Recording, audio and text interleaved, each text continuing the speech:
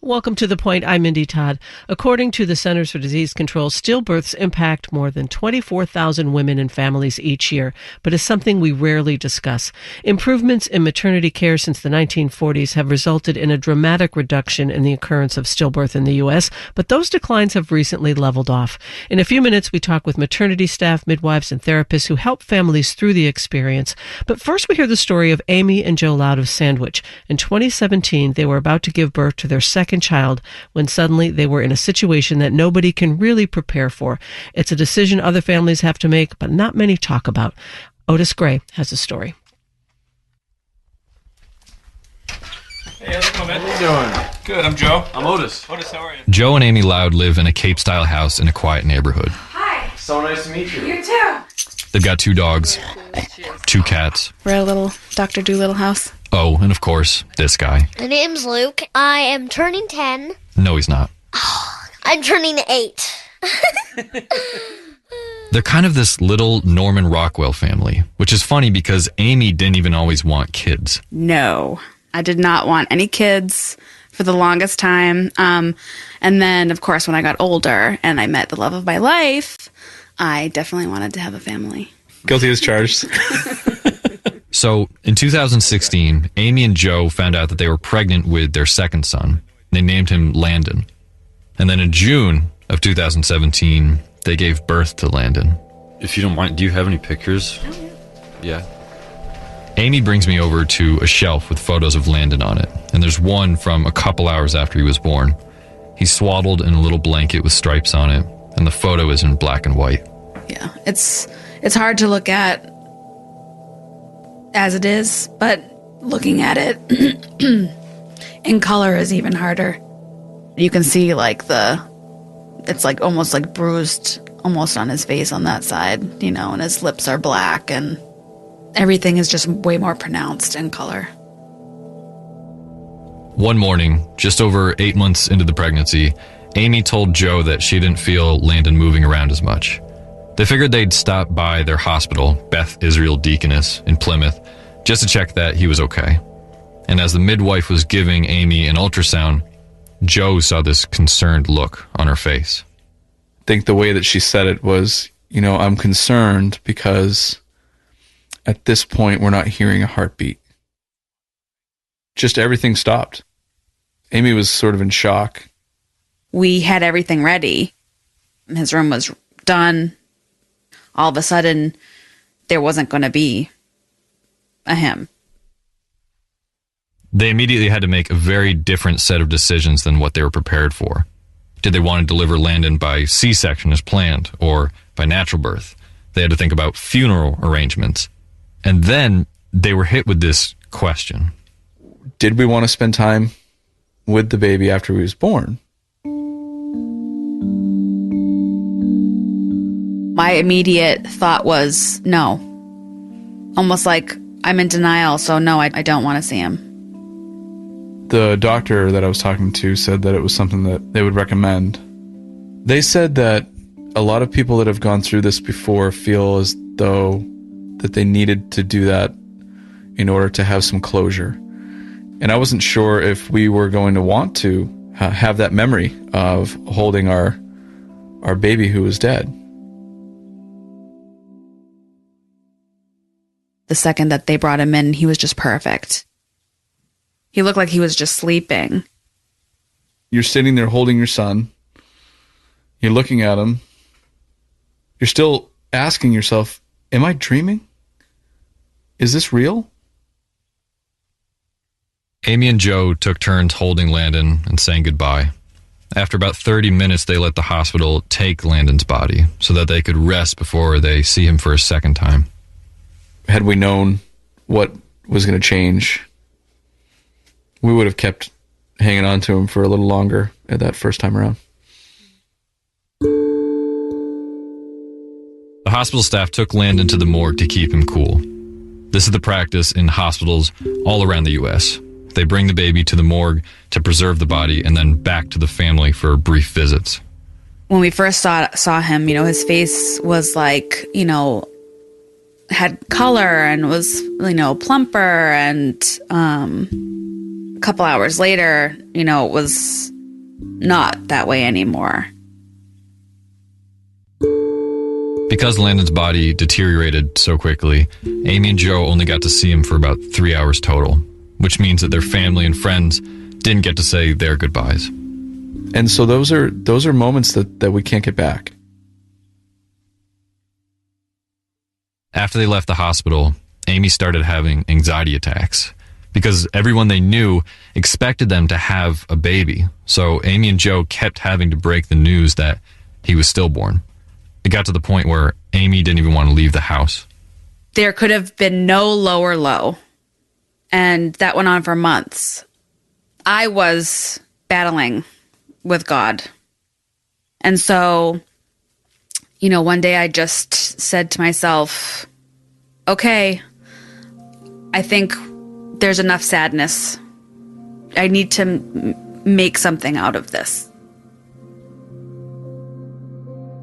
Through support groups that they were in online, they found out about this thing called a cuddle cot, which is basically a crib lined with a cooling pad that allows families to spend days, even a week, with their child after they've passed, so friends and family can come visit, they can take photos. The cot itself costs about $3,000. 95% of the hospitals in the UK have them, and only 7% in the States do. So Amy started a fundraiser in Landon's name. And in a flash, we had enough money for one. It was just amazing. It was almost like a pressure release valve. Like, these are the memories we're making with him. It's something tangible.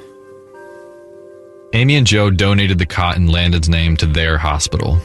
On the cot, there's a plaque that reads, "There's no footprint too small that it cannot leave an imprint on this world." Within 1 week, the cot was put to use. A couple lost their baby at 9 months, and they got to use the cot for 3 full days, allowing their friends and family to come meet the baby. What Amy and Joe found out is that over 60% of these cots in the U.S. are donated by families just like them. Some hospitals don't even give families the option to see their child after they're stillborn. Why do you think it is that a lot of places don't have these? I think that what it comes down to, we don't like to think about bad things. Getting a cuddle cot is in some ways planning for the worst.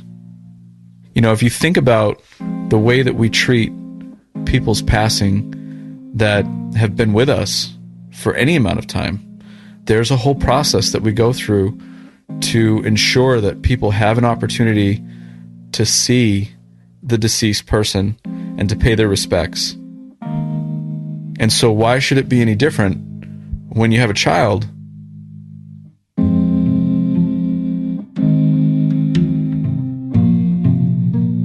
In the months after this interview, Amy and Joe raised enough money for a second cot, and now they had their eyes on a third.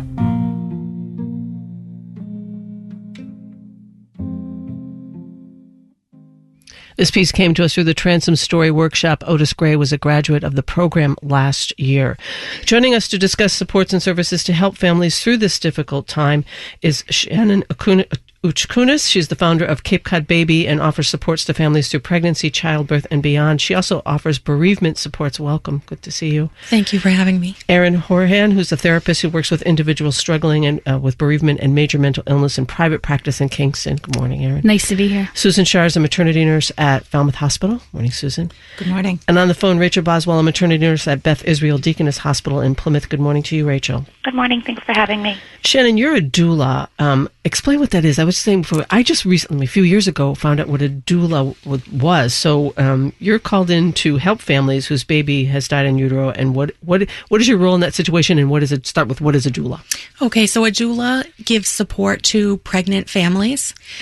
I generally work with them during their pregnancy, labor, and postpartum. I also attend live births.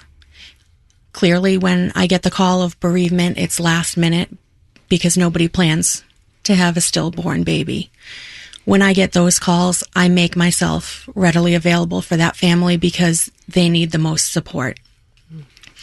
So typically I would get a call and the family would let me know when and where to meet them. my services include support for not just the mother, but the entire family. So if they have young children, I can help them navigate how to talk to the children. I have books available to give the children to help them explain the death of a child. I can call funeral homes and set up services so that the family can focus completely on their baby and themselves and trying to make it through this terrible time. Yeah. Erin, you're a therapist, but you also struggled with fertility issues and lost twin boys. Will you tell us your story? Yes, thank you.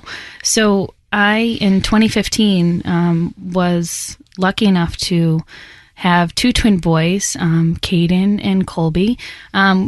Quickly after learning that I was pregnant, I ended up being diagnosed with what's called twin-to-twin transfusion disorder, which causes one baby to be almost shrink-wrapped in the placenta, causing sometimes veins or vessels that grow in between the baby's sacs, which supersedes all of the natural course of how they're supposed to grow. So April 1st of 2015, I ended up having emergency fetal surgery at Women and Infants in Rhode Island. And luckily, they survived surgery. However, it was very, very, very complicated, of course, you can imagine. And about, several weeks later, being homebound and trying to keep them alive, we went in every other day to South Shore Hospital to have ultrasounds. And of course, like Amy and Joe in their story, one day we had an ultrasound and our son Caden had passed. So 8 days later, I also, it was time to deliver our other son, Colby. And so I had, in one day, I had a stillbirth son. And then after delivery, 4 hours later, our son Colby passed. And of course, we had such struggles even prior to that. We had 4 miscarriages. And so luckily with the help of IVF, we were able to go ahead and have our beautiful boys. Yeah. I'm so sorry. Yeah. Thank you. And that really prompted your work now, right? I mean, that really got you. It did. Yeah. It did. So I am now working as a bereavement therapist at a healing and wellness center in Kingston called Hope Floats, which is a nonprofit for folks who are dealing with all forms of grief and loss. After, the death of our boys, we were lost. Yeah. We didn't know what to do. So we were lucky enough to find Hope Floats, and we joined the parent bereavement group. And a year later, I am now a part of their team, and I'm so grateful. And a mom. And a mom, always a mom. Yeah. Even to all of my children who have passed, you're always a mom. Yeah, something you don't forget. Yeah. Susan, when a baby dies in utero, it has to be delivered either by cesarean or vaginally. Are women given the choice of how to deliver? Well, first of all, this is one of the saddest things that a family can go through. And if a mother's had a prior cesarean section, it's safer for her to be delivered by a cesarean for this birth. If she's not had a cesarean, it's actually healthier for the mother's body to have a vaginal birth. What a horrible thing to have to go through, huh? It really is. It's a very, very tough time, and the worst news any parent can receive. I think one of the things about maternity nurses is you choose that because that's such a happy place, right? I mean, you're bringing children into the world, and then you have something like this, which is such a horrible experience for the families, but I think also for the staff that's helping them through this. So, how does maternity staff help women and families through this delivery, and what informations and supports have you found that really help make a difference? Well, the maternity nurses, fortunately at Falmouth Hospital, are very skilled in this. It's not something we want to be especially good at, but I think we are. It begins when the family enters the hospital, and our whole team, the obstetricians, the midwives that are there, our nursing staff, We start by finding a space for this family to be where they're away from the sound of babies, if at all possible, at the end of the hall. So it's a little bit safer for that family. We begin with lots and lots of education, just kind of giving them information about what to expect, what kind of labor and birth this may be. Ideas about, prompting the idea about seeing and holding the baby afterwards and what the baby may look like, because a lot of times there's a lot of fear around that. Many young families have not ever seen a dead body before, right. And that can be very frightening, and we want to try to make it as easy as possible for these parents, and for them to include their support systems, if that's grandparents or close friends, whatever is going to provide them the most comfort. We also try to bring in their support systems with regard to religious preference or their faith, so that they have more support. And that tends to be a big help as well. I will say several times I've called in clergy because they would like their babies to be baptized. I collaborate with Alicia Neal, who is the founder of Angel Babies, which they get donations of wedding gowns and formal gowns. And through volunteer work, these gowns are traced and cut and sewn. And the hospitals get a kit, and it has a gown from gestation. It could be from a 1-pound baby up to a 3-month-old baby. So they have those moments, because as a parent who loses a child, you want to hear their first cry and their first word, and you don't get any of that. So with the Angel Gowns program, it helps families get sort of closure before the baby is taken. Rachel, there was a time when a baby who was delivered stillborn or died in delivery was quickly taken away, often before a mother-father even saw the child. Families are now being asked if they want to spend time with the baby. How are you finding families respond? It's interesting. It is important to encourage families to spend time with their babies. And, I think most families' reaction is similar to what the Louds described in their interview, where they feel like they wouldn't want to spend time with their baby. And often we do encourage them ahead of time. Again, speaking just to education, we tell them from our experience, from other families' experience, that it is important for the grieving process for them to, spend the time with their baby that they deserve, and, to help with their healing and their closure, to spend as much time with them as they really feel like they need. And often, even those families that say they may not want to, do often change their mind once the baby has been delivered. And the obstetricians, the midwives, the nurses all will usually encourage them to do that. And not just for parents, sometimes siblings, grandparents, all parts of the family deserve to have some closure and spend time with the baby. Yeah. I can see the conflict sometimes in some, do we want to, do we not want to? We have to make up our mind quickly, because this is happening so quickly. Does that, Susan, you're nodding your head as I'm saying that. Time is precious. And, after the birth of the baby, for the parents who are reeling at this point, to be able to have that opportunity to have the baby in the room, to have the opportunity to take inventory of fingers and toes, like all parents do with new babies, to see their baby, to hold and love their baby. We at Falmouth have a cuddle cot, and that is an option for families to use. I will say that we've had families keep the babies in the room for up to 3 days, is probably the longest that I've seen, but it allows that family to say goodbye in whatever way is comfortable for them. Right. And if that's bringing grandparents in or siblings in, however they choose to do it, we will support them in whatever way is comfortable. But I do think that having that time is a luxury they will never get back. Right. So you mentioned the cuddle cot, which a lot of the hospitals around there have, but you say a lot of families don't opt to use it. The cuddle cot is a cooling mattress, right. And so it causes it. The purpose of it, excuse me, is to slow the degradation of the baby's body. But when the mother's holding the baby, which a lot of them will do quite a bit, they want the baby to feel warm, right? And the cuddle cot does the opposite. Yeah, it does the opposite. So it's a choice that the families have, and so it's another option, something that they can have.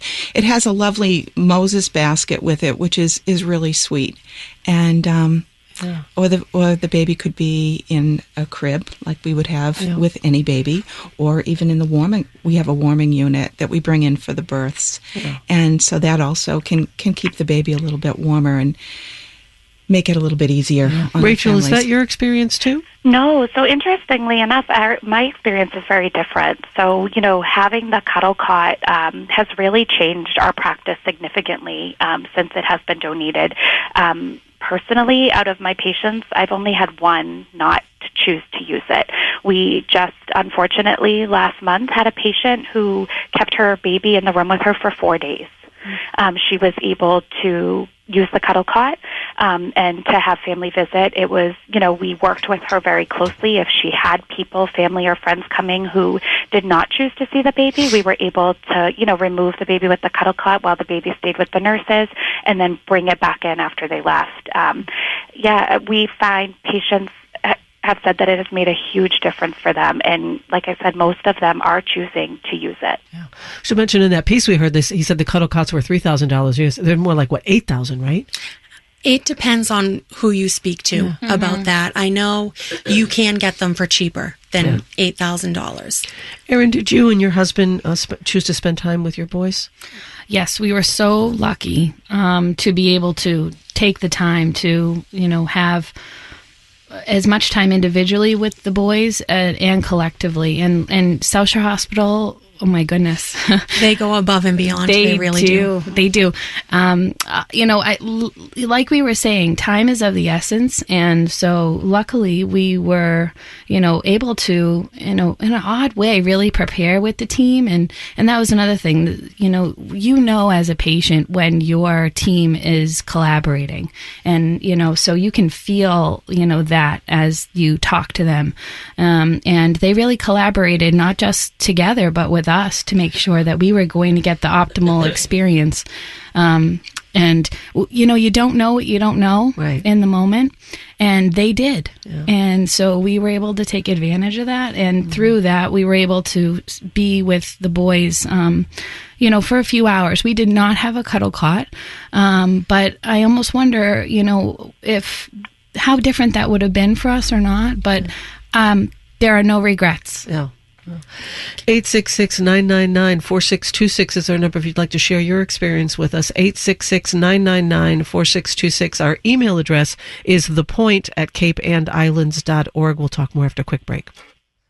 You're listening to The Point, and we are talking about the experience of stillbirths and miscarriages with Shannon Uchkunis. She's the founder of Cape Cod Baby, offers supports to families through pregnancy, childbirth, and beyond. She also offers bereavement supports. Erin Horhans, a therapist who works with individuals struggling with bereavement and major mental illness in private practice in Kingston. Susan Schar's a maternity nurse at Falmouth Hospital, and Rachel Boswell's a maternity nurse at Beth Israel Deaconess Hospital in Plymouth. 866-999-4626 is our number. That's 866-999-4626. Our email address is thepoint@capeandislands.org. And I guess this is a question for Susan or Rachel. Is there a bereavement training either in nursing school or in continuing education courses that's geared to maternity staff? You mentioned that there's this training that goes on. Where does that happen? Does it happen in all of those areas? For me, what I've seen is there are courses that you can take that specialize in bereavement.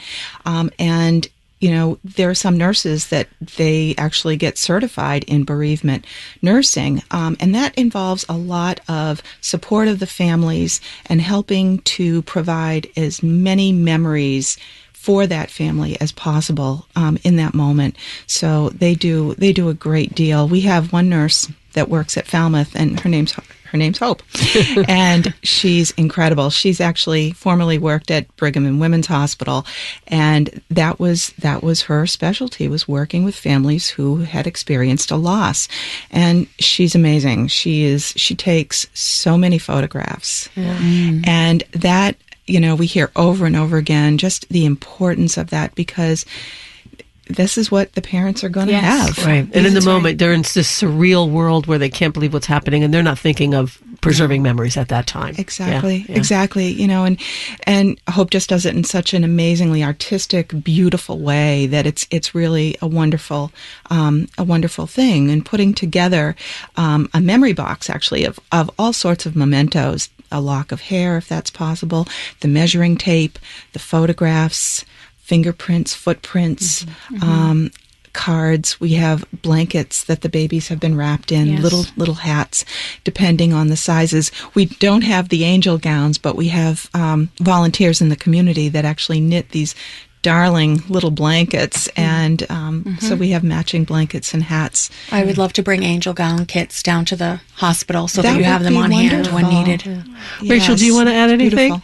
Yeah, I would say similar. So there are conferences and things like that. We also, here at Beth Israel Plymouth, we do try to guide a lot of our education based on family experience. So often the nurses that are involved in caring for a family with a loss, as they're seen later on, either when they have other pregnancies or if they're counseled after, we do provide a lot of that feedback back to our staff just to try to help educate, what the parents felt was helpful for them, good and bad, things that they thought went really well and things that maybe we could have worked better on. So we do always try to educate our staff with that. I also am a nursing instructor here at the hospital, and I personally do an article and a session for my nursing students on perinatal loss. A lot of my students that I see want to be OB nurses. I mean, why wouldn't you want to sit here and bring babies into the world every day? And I always tell them our good is great and our bad is really bad and sad. So I feel strongly it's important as a nursing instructor for these nurses to realize that this is something that they are going to have to deal with if they choose this field. Shannon, we know that people process grief differently. In your experience, are there particular things that you found generally helpful to families in such a sad situation? So like Susan was saying, having those memory boxes and those moments, and like we were talking about earlier, you don't get a do-over. Right. So you want to have the option to spend the time with your baby and spend it how you need to spend it.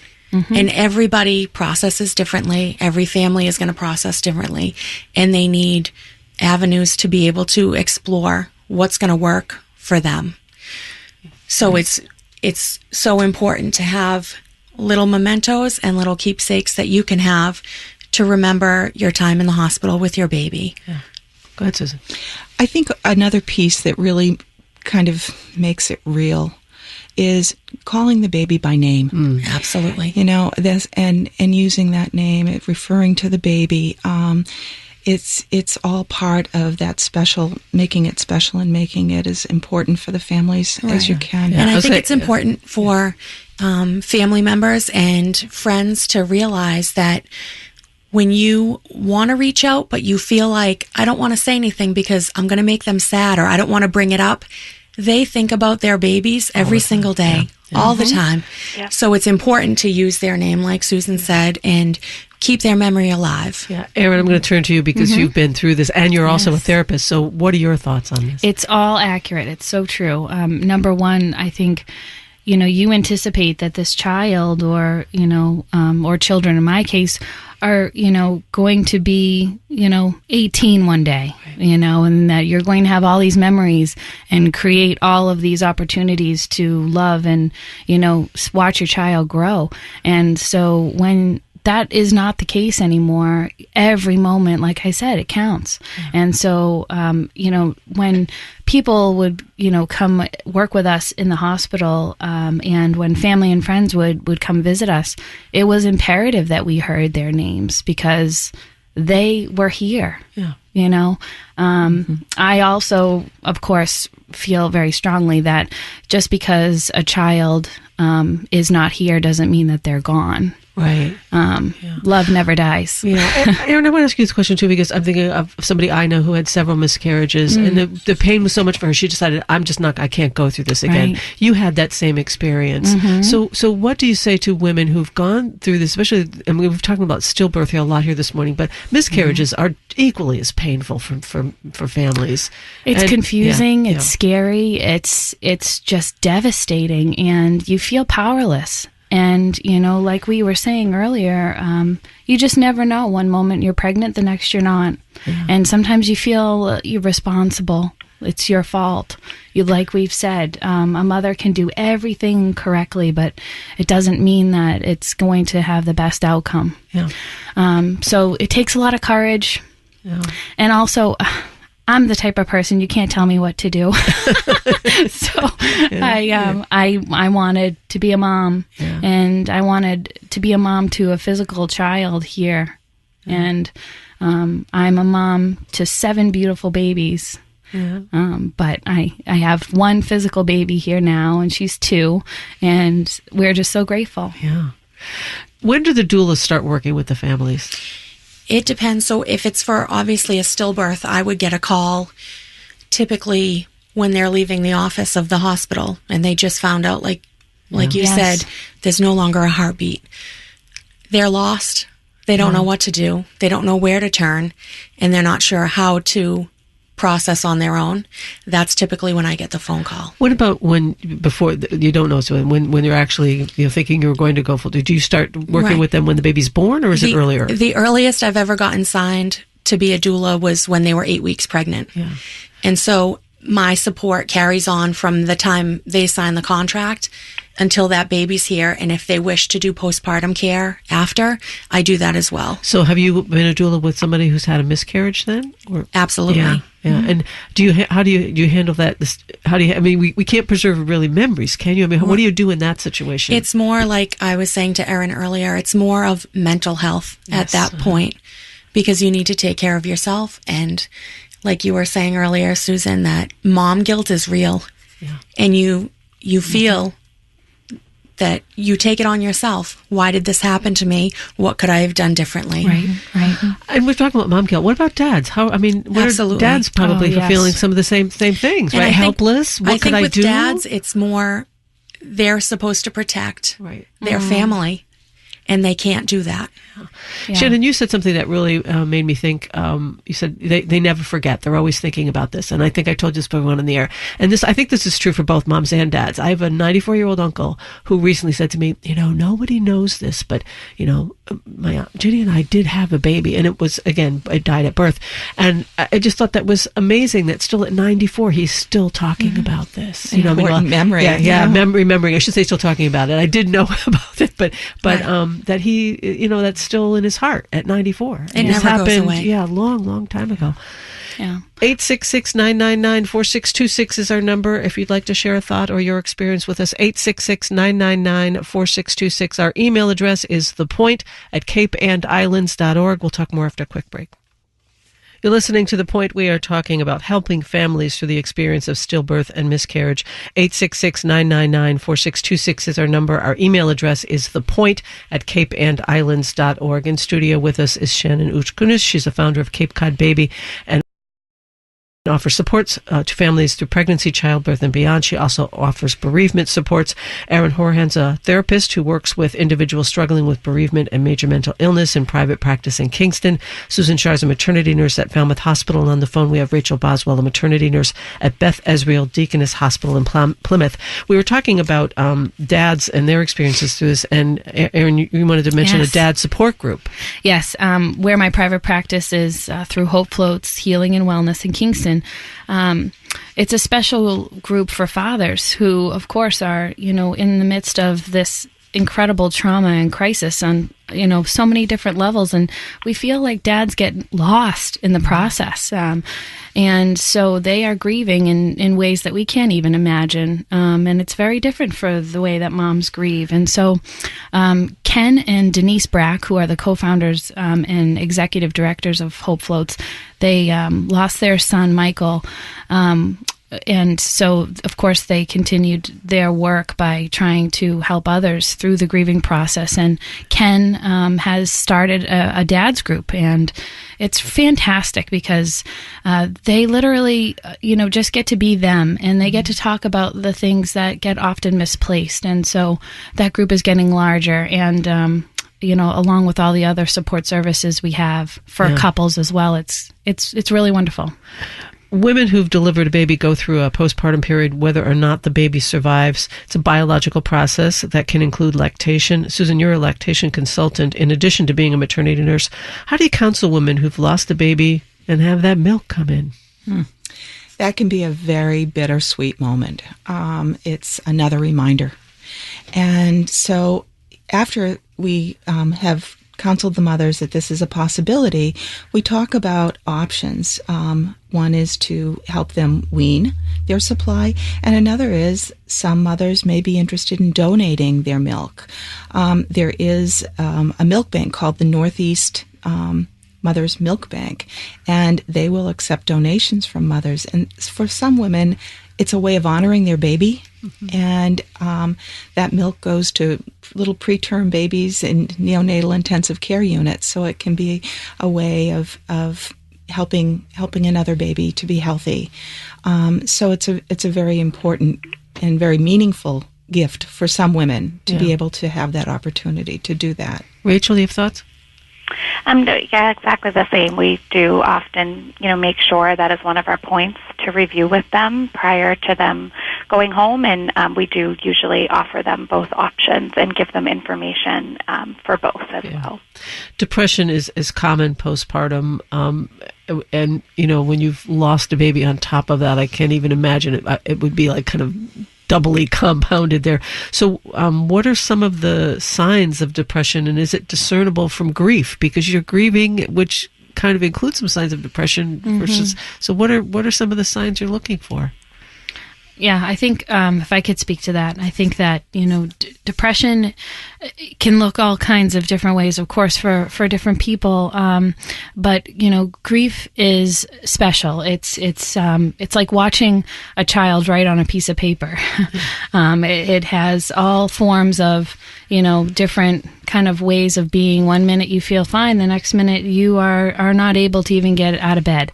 And it's a process, and it's about healing, and it's about an evolution of finding about who you are now as somebody who has grieved. And so depression is a symptom, and it has varying modalities, of course, but also attached to that can come anxiety, and we heard that at the very beginning of our show today.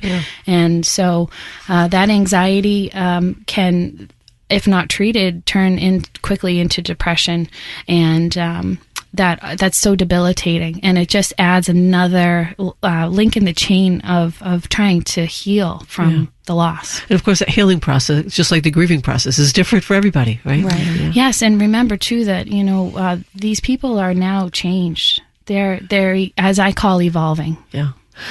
Now, for families who've had miscarriages or stillbirths, pregnancy and delivery can be very scary. Is there a way to lessen the stress and fear in those situations? I mean, Erin, your example, you had the miscarriages, you had the stillbirths, and then you have this beautiful baby girl. Yes. I imagine delivering that baby girl, you had a lot of anxiety.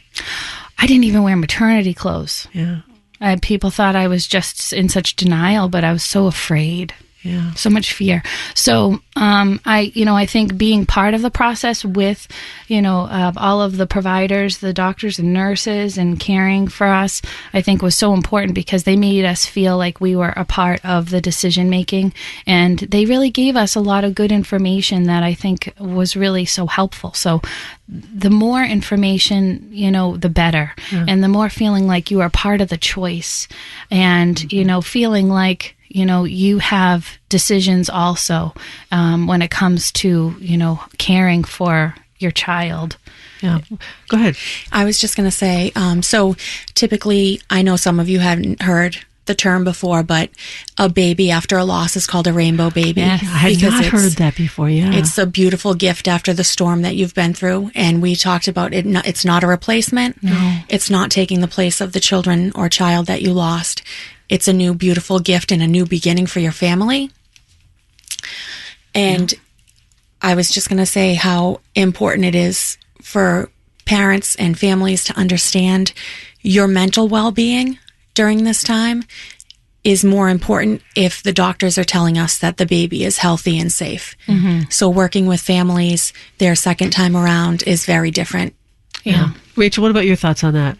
No, I would agree. I think there is extra reassurance given. We work very hard to make all parents understand that if they've experienced a loss before, it is very normal to feel, maybe in denial of the pregnancy or to be more cautious. And I always want all my patients to feel that, they always think maybe when they come in, if they haven't felt the baby move as much, that, they're being silly or, is this wrong? Am I being paranoid? And I always tell them reassurance is so important. Yeah. And when I teach new nurses, I tell them it's so important, as I think you guys have touched upon, just to feel like part of the team. I explain everything to them. This is what you're feeling. This is normal. It's normal to feel, a little more stressed out about the situation. And also just to really make sure that we are sharing with them that this is not a replacement. This is a whole new experience. Right. But you're also going to have those feelings come back. We often ask patients as well. There are times I've experienced quite a few times where our patients who have experienced a loss have actually wanted to have their nurses back that they had during the loss, and we try very hard to make that happen. I've known of a few situations where we have switched nurses' schedules around so that they can come in and take care of them. I actually had a patient who had a loss who came in and took care of her next 2 times while she delivered her next 2 babies, and that can make a huge difference. What a great idea. Wow. Susan, you want to say something? I do. It's so true about that. Having those same nurses, it's like having a friend with you because you've been through a huge experience together. Yeah. And they get it. They want to be there for that mother and that dad and support them in any way. So that's really helpful.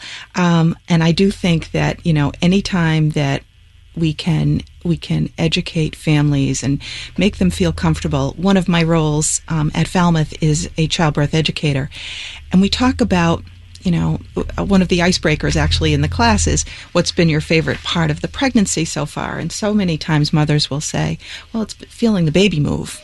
They love that. Even the dads say that. They get really loving feelings from that. And so when with that, we springboard off of, and that's really a sign of baby wellness. And, you should be feeling your baby move every day. And if you haven't been feeling the baby move, lie on your left side, have something cold and sweet to drink. And if you haven't felt 10 movements, you should be contacting your provider. So it's an opportunity for education. And I think for families that have been through a prior loss, having some reassuring signs like that, things that they can do, and knowing they can call their provider is a very reassuring thing, and that it's okay. Yeah. That's why we're all there. We're all on the same team. When you go through that storm, as we were talking about, families struggle with how to tell the outside world about their loss, and I think people are at a loss how to respond to the news. Erin, how do you counsel families on that? And then going through like the next time where you're pregnant again and you're sort of afraid to talk about it, right? Yes. It's imperative to, like we said, talk about that child and help, the people who love us and who support us to know that it's okay to, talk about that child, knowing that that's just what's a part of who we are, and that we had anticipations, we had dreams, we had ideas of what was going to be. And so to talk about those things is okay. And also, a big misconception is sometimes, people feel like, well, if I don't talk about it, or if I kind of just, quickly say my condolences, that might make someone not be as upset. And really, sometimes we don't need to say anything at all. Yeah. Sometimes all we need to just say is, I'm here. Yeah. And I love you. Yeah.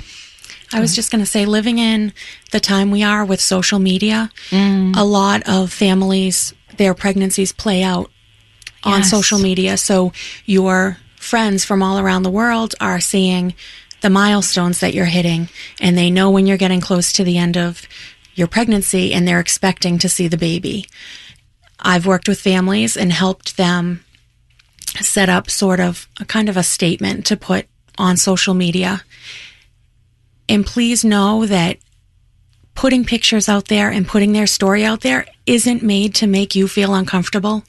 Mm-hmm. They need to do it for themselves. Right.